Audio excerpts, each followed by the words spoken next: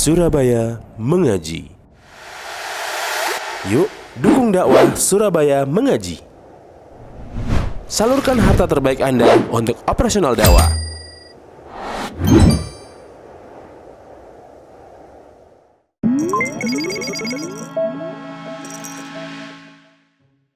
Ada sebuah pertanyaan yang mengatakan, kapan waktu terbaik untuk sahur?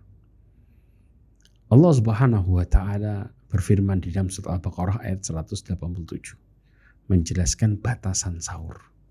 Dikatakan waqulu washrabu hatta yatabayyana lakumul khaytul abyadu minal khaytil aswadi minal fajr thumma atimmus siyama ilal lail. Allah mengatakan, dan makan minumlah sampai terang bagimu benang putih dari benang hitam, yaitu fajar, tanda fajar. Ya, kemudian sempurnakan puasa sampai datang malam, yaitu masuk waktu maghrib. Maka dari sini, ya, pernah ada seorang yang bermakan sahur bersama Nabi SAW. Dijelaskan dalam hadis riwayat Imam Bukhari dan Muslim dari Anas bin Malik radhiyallahu anhu bahwasanya Nabi SAW dan Zaid ibn Thabit pernah makan sahur. Ya, kemudian ketika keduanya selesai makan sahur, maka Nabi SAW berdiri untuk salat. Ya, kemudian setelah itu Anas ibn Malik bertanya kepada Zaid ibn Thabit yang menemani Nabi SAW, berapa lama antara selesai makan sahur mereka berdua dan waktu melaksanakan sholat subuh? Maka Anas menjawab dengan mengatakan, yaitu sekitar seseorang membaca 50 ayat.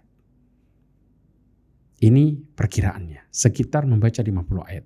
Maka dari sini Ibnu Hajar Al-Asqalani menjelaskan tentang apa yang ditanyakan Anas, bahwa jarak waktu antara berakhirnya waktu sahur dan dimulainya waktu subuh. Ya.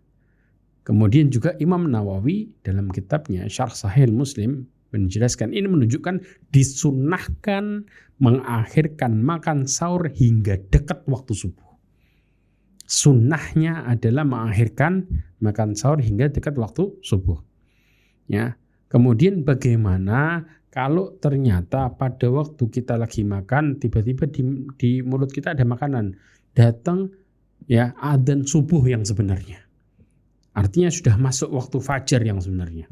Maka Imam Nawawi berpendapat di dalam kitabnya Al-Majmu' bahwa jika fajar terbit sedangkan makanan masih di mulut, maka hendaklah dimuntahkan dan dia boleh teruskan puasanya. Tetapi kalau dia menelan, padahal dia yakin kalau sudah masuk waktu fajar, maka puasanya batal. Ya, lalu bagaimana dengan ketika Rasulullah menjelaskan, jika salah seorang di antara kalian mendengar adzan sedangkan sendok terakhir masih ada di tangannya, maka janganlah dia meletakkan sendok tersebut sampai dia menunaikan hajatnya hingga selesai. Hadis ini menjelaskan tentang adzan di sini ada dua. Zaman Nabi SAW, adzannya Bilal yaitu sebelum masuk waktu subuh, kemudiannya adzannya Abdullah bin Ummi Maktum ketika masuk fajar. Maka yang dimaksud di sini adalah adzannya Bilal sebelum masuk waktu subuh. Jadi kalau masih Bilal adzan kemudian masih ada di tangan makanan, bisa makan. Tapi kalau sudah Abdullah bin Maktum kemudian mengumandangkan adzan, maka sudah masuk waktu fajar, maka di sini seseorang hendaknya berhenti. Kalau kemudian masih ada makanan di mulutnya, hendaklah dikeluarkan. Inilah pendapatnya Imam Nawawi. Wallahu a'lam shawab. Assalamualaikum warahmatullahi wabarakatuh.